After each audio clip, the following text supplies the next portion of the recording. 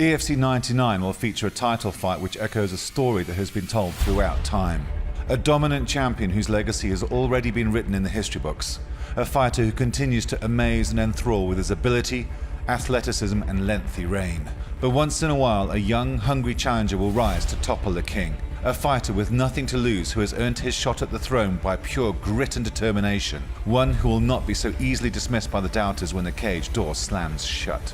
Iga Cabeza will always be remembered as one of the greatest mixed martial artists to have ruled his home continent of Africa with an iron fist, whose every successful title defense just grows the target on his back bigger and bigger, day by day, until the 3rd of November, when a young sniper will face him in the hexagon and ask that fateful question: is today the day the king will finally fall? That is the question Morne Swanepoel will be asking, and this is the countdown to EFC 99. Proudly brought to you by World Sports Betting. The natural progression in any organization is to get the youngest undefeated up-and-comer to face off against the champion.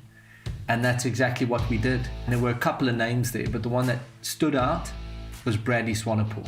I'd asked him a couple of times in press conferences, does he really want this? Is this something he wants, to fight for the title? And I'd left it in their court as if you want this and you really want to step up to Iga, you need to chase it. And they did. And his father phoned me and really pushed the narrative that this is the next featherweight champion. Regardless of how people call things an underdog, you need to believe in one thing, that family, and especially his father, has sat down and worked out how to beat Iga Cabeza. I mean, there's so much tape on Iga, there's so much to work on. That's exactly what Morne has been doing. So that's what makes this fight so exciting. What is Bradley going to come out with? We know that he has got incredible jiu-jitsu and freakishly long reach, freakishly long limbs. Look, it's no secret that where Morne Swanepoel is going to be strongest is on the mat, on the ground. And that's scary for someone like Iga, who we know has one kink in the armor, and that is his submission defense. He has succumbed to submissions in the past, and that's where Bradley's going to keep attacking, in my opinion. But I don't know, after all the work his father's been doing behind the scenes, trying to work out how to beat and create the blueprint for Iga Cabeza, maybe we see something completely unique. Iga Cabeza has had 16 fights with the organization, and his only 2 losses have come by submission. If you were Morne Swanepoel, you were Morne Swanepoel, what would you be doing? What would you be looking at to exploit that? Iga Cabeza is incredibly scary because everybody knows him as the wrestler. His catch wrestling is on point. He knows how to put you in a very compromising situation very quickly. There's a lot of trepidation as to whether they want to hang in that space with him, and that's scary, is when you're going up against a great wrestler. You need to understand the dynamics of where you are in the hexagon. You need to understand that this guy can put you on your back like that within a split second. So what do you do in those circumstances? You know, you're going to try and keep your opponent away, try and work the stand-up. But then hang on a second, this guy's got knockout power as well. I think he's had over 6 knockouts in his career. And that speaks volumes to how diverse and how dynamic Iga Cabeza is. He's the guy who's not going to rely on his wrestling, even though he's sitting at the wrestling club every single day, competing in wrestling competitions and honing that skill, keeping that craft so sharp. He then has added that skill set of being able to launch off a power punch, launch off a kick, launch off something that's going to almost decimate his opponents. And that's what he's done with Carlos Caput. He's done that with Bananadas. I mean, Bananadas was a spinning back fist that he knocked his opponents out with. He is so dynamic. The first time we ever saw Iga Cabeza in a position where he was using his hands, and I think the entire EFC fan base took notice, was him knocking out Saxon Delafield. And I mean, when he stood toe to toe and threw a combination and Saxon went down, I think we all just held our breath and realized we actually have an incredibly gifted wrestler that can actually hit like a truck. When he lays hands on you and he connects, it's lights out. There's been a big shift in terms of Iga Cabeza's training camps throughout the years. You know, he's had a staple of being with Walter Wendt for a very long time and then moved around. And for the first time in possibly 5 or 6 years, he's back to what he loves doing, which is he's at a wrestling gym. He's up in Polokwane with Jan Roots and Rudy Roots, who's training him. And how good is his wrestling going to be? What is Bradley going to bring to the party that's going to be able to negate that style of wrestling? That's going to be the question on the night. To further add to his abilities, you've got someone that has submission skill. I mean, the Buerta brothers, he knocked the one out and he submitted the other. That just speaks volumes to how dynamic Iga Cabeza is. What I think is interesting when you look at Iga's comeback after COVID is that he came back and we gave him a huge fight coming out of COVID against Ronaldo Exon. A fight that I think changed the landscape as far as the featherweight division was concerned, because Iga had held on to that belt for so long, but it also created an entirely new style of fighter in terms of Iga Cabeza. And that's where he went into the Ashley Calvert fight with this need to show that he can finish fights, and he was back. It was such an important win for him, beating and submitting Ashley Calvert in the first. And then to go on and take on this huge name out of CIT, Nerik Simos, who's probably one of the most dangerous guys in that gym. For Iga Cabeza to beat Nerik Simos in the fashion that he did, that just shows that he is back in full force. And that's why this is going to be such a huge fight for him, really cementing where he is in EFC.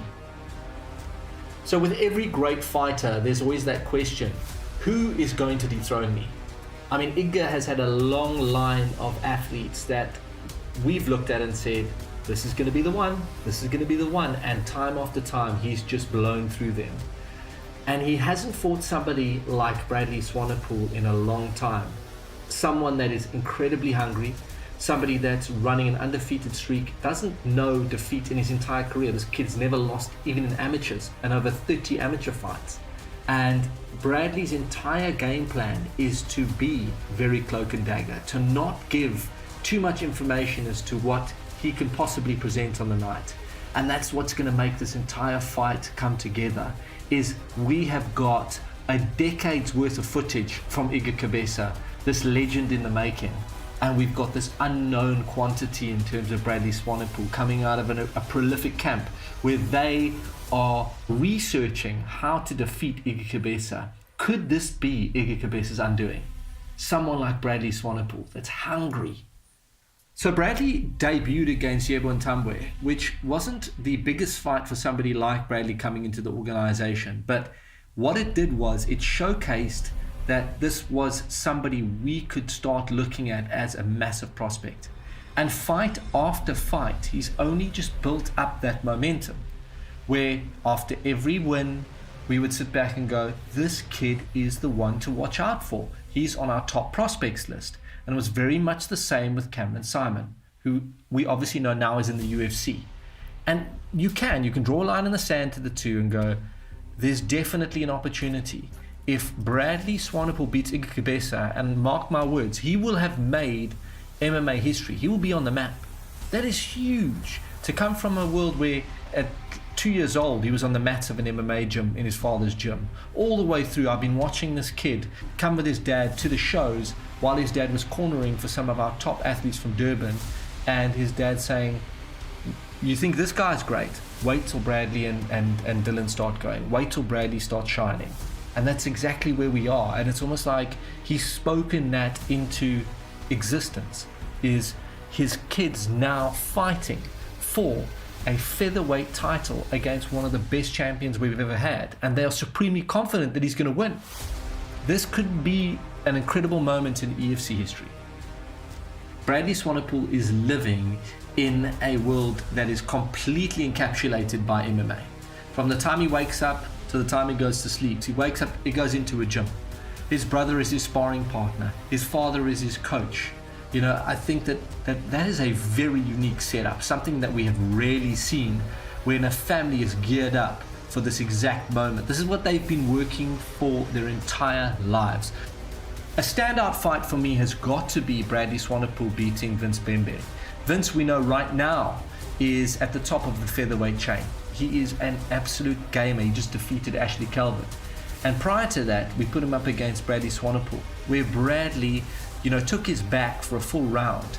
Because of Bradley's ability to almost envelop his opponents from his freakishly long arms and height, he towers over any other featherweight. So if you're looking to wrestle with him, you need to understand that once he gets hold of you, he is so hard to shake. And that's where the submissions come. All he needs to do when you are that big and you have that ability is wait for your opponent to make the mistake. And then you capitalize, which is exactly what Bradley is good at.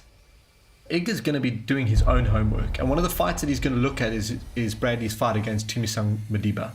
And in that fight, Bradley literally took apart a prolific athlete, somebody that's been in the organization for a very long time, that's fought the best of the best. And Bradley was able to use his own skill set to his advantage and make it his fight. And that's no small order.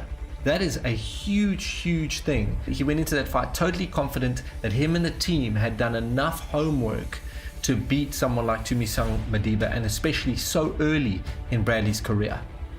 So 2 undefeated athletes, someone's O had to go, and Bradley came out and said to the EFC world and its fan base, hello, I'm here to stay, I'm here to fight for the title.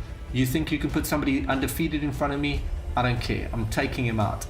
He managed to submit him in the first. It was his 3rd first round finish in the EFC. I mean, that just tells you what type of athlete we've got here. He just goes for the finish. It's going to be true to his moniker that he is the nightmare, and that's a massive problem for Edgar. Is he's very confident, he knows he's been in this position a million times, but not against someone like Bradley the Nightmare Swanepoel. It truly is going to be a nightmare for Edgar Cabeza. Edgar Cabeza will need to draw on a decade's worth of experience to beat a new age fighter like Bradley Swanepoel. That is it. He's going to have to dig deep into that arsenal that he has developed over the last 10 years to find what he needs to beat someone like Bradley Swanepoel, a new generation of fighter. Bradley Swanepoel does not need much in order to face Edgar Cabeza and win, except mental fortitude. He's got the ability, he's got the backing, he's got the coaching. All he needs to do is get in there and face Edgar. That's going to be it. He, the nightmare, has to face his biggest fear, which is a legend like Edgar Cabeza. On the 3rd of November, EFC 99, it will be old school versus new school. You're going to have Bradley Swanepoel, this young, new generation fighter, doing exactly what he has been built over the last 10 years to do. And you're going to have Edgar Cabeza, who is going to dig into his decades-long trove of educated violence in order to beat Bradley Swanepoel and remain the EFC featherweight champion.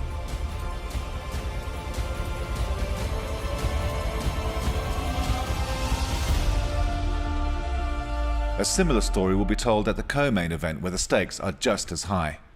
After a meteoric rise to fame because of his willingness to accept any fight, any time, Nicholas Huende secured bantamweight gold in the most spectacular fashion at EFC 96 by taking a chance and putting it all on the line to grab the gold.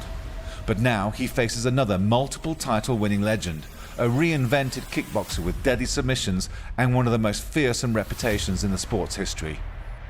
And Kazimierz Zulu will look to add a 3rd title to his already heaving trophy cabinet by doing what no one else has been able to achieve and finish the Zimbabwean hero to finally cement his legacy as the greatest of all time.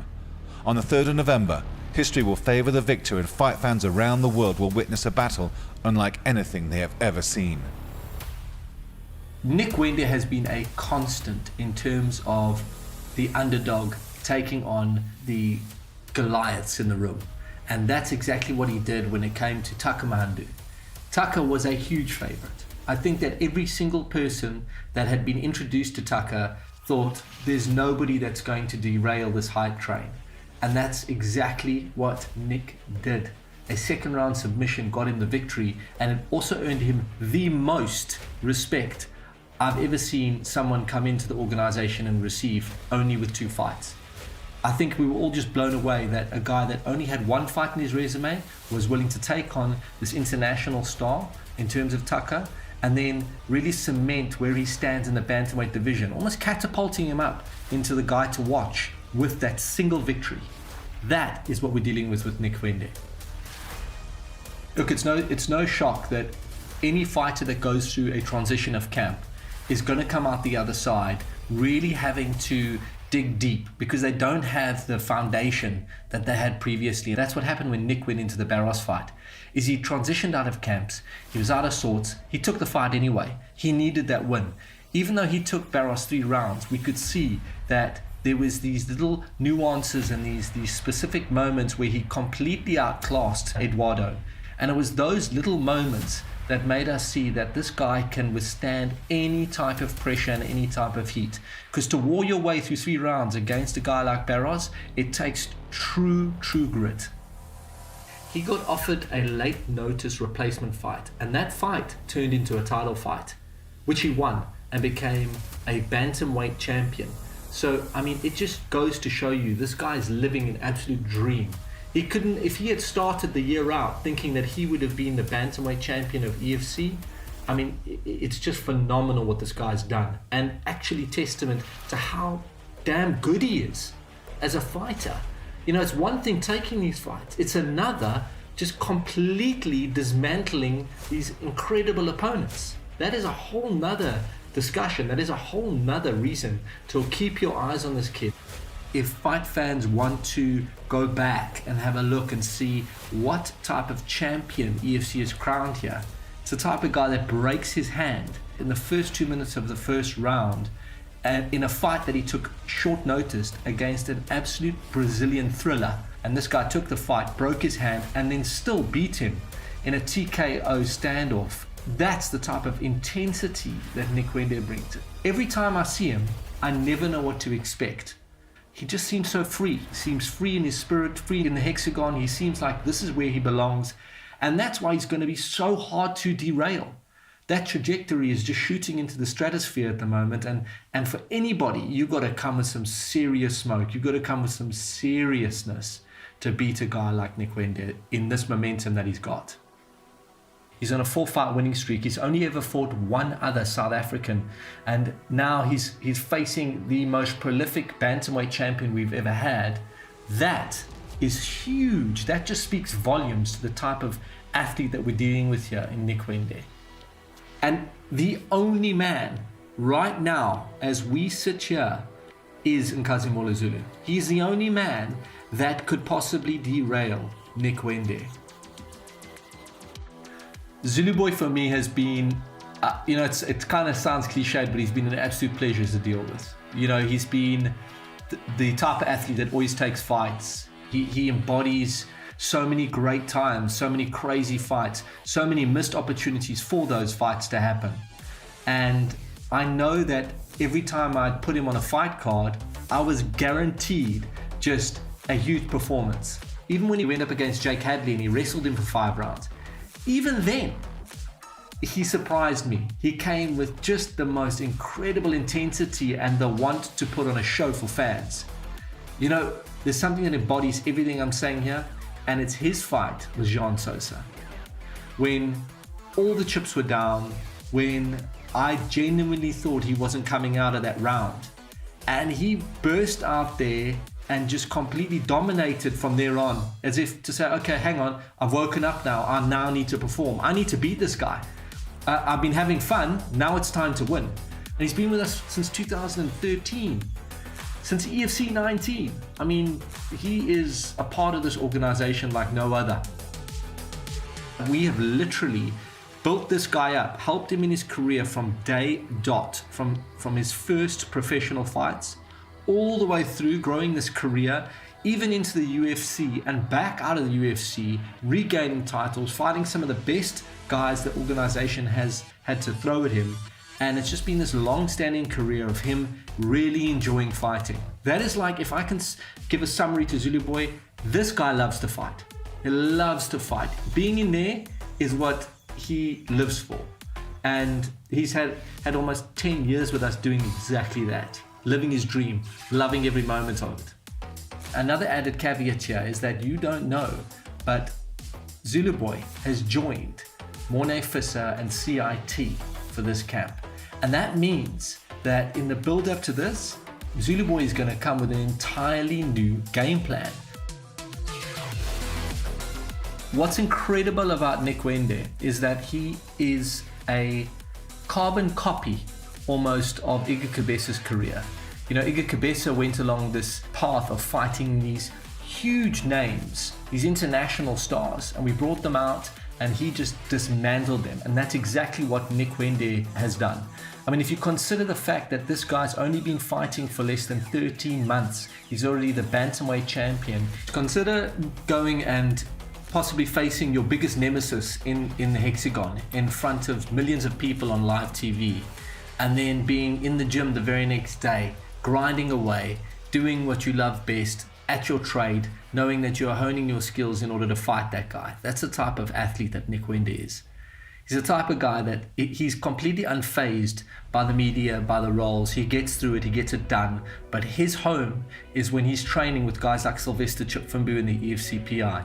That's when he's at home. It's when he is honing that craft and making sure that he's going to come into the next title fight, his first defense, in the most incredible shape and ready to take on the charge of maintaining the title. You are witnessing one of the greatest bantamweight champions that EFC is ever going to see. And I know I'm almost predicting it as if it's happened, but I feel that this kid is on such fire and he's got such intention when he takes fights, and also he doesn't back down. And every single time he comes out with a whole new, almost arsenal of moves and a different style, and something that you sit back and you go, oh my God, this guy can operate. He's an incredible athlete. So keep your eyes on this fight. Keep your eyes on this kid. This is the fight people are going to want to watch on this fight card. In Nick Wende, to become a legend, you have to and you must beat a legend. And that's what he's going to try and achieve at EFC 99. If you look at Zulu Boy's career, it is really got so many points of ups and downs. He has come out of COVID and then submitted Fafa Dwama, someone we know is this kind of like dogged lay and pray, very, very difficult to finish and submit opponent. And this guy comes out and does something we didn't think he could do, which is submit Fafa Dwama. Then he goes on and he goes to defeat Lutando Biko via submission, something that I didn't even think was possible. Biko has zero up until that point submission losses on his record, and he's known as this prolific judoka practitioner, so it was almost doing the impossible. And then goes on to get knocked out by Lutando Biko, which, I mean, this is not a positive, but the reality is no one had ever up until that point touched Zulu in the stand-up, and here this crazy wrestler judoka is knocking him out. So the point is, Zulu's entire career has been exactly that. Huge highs, huge lows, inconsistencies, wrestling when you should be a kickboxer, beating the guys you shouldn't beat, submitting the guys you shouldn't be submitting. And that's why stepping in there at EFC 99, I guarantee you everybody sitting watching will not know what to expect. And because he's training with a new camp that is CRT, this prolific group of guys that have produced all these UFC fighters, we don't even know what Zulu's going to be able to achieve or deliver to us after that. I mean, this is the beauty of Zulu Boy, is he's going to come with an entirely new bag of tricks to fight Nick Wende. For me, where Zulu Boy is at the moment can be hyper-focused in his last fight. Look at the Jean Sosa fight. The first round, he was completely chopped down. Zulu Boy should not have come out, in my opinion, in the second round, and he did. It's almost like he just switched on and said, okay, you want to fight? Let's have a fight. And he turned it on and managed to pull out a draw, something he's never done before, going up against Jean Sosa, which is huge. It was a massive fight. I mean, it just made me realize that we haven't lost Zulu Boy to years of combat. He's almost reinstated himself as a new Zulu Boy, a new fighter. And now we're going to see Zulu Boy in full steam, at his prime, with an incredible coach and an incredible team backing him. And that is what is going to make this fight the one to watch on the EFC 99 fight card. Nicholas Wende has face the toughest opponents that EFC has managed to get. And in doing so, he has shown the fight IQ and fight prowess that has blown us all away as an organization. And it's only right that to officially crown him after having defended his title against someone like Zulu, we'll be able to say this is the best bantamweight on the continent. What EFC has managed to produce in the last couple of years is what Nicholas Wende is. He's a byproduct of the new age of mixed martial artists. And Nkazimulo Zulu stands in front of him as the guy that really wants to set the tone for how his legacy is going to play out. It's not going to be supercharged in terms of two athletes saying things to each other in those face-offs. This fight is going to take place in the hexagon. That's what it's all going to be about. 2 titles are on the line at EFC 99. Iga Kabesa clashes with undefeated Morne Swanepoel, and Nicholas Wende takes on Nkazimulo Zulu.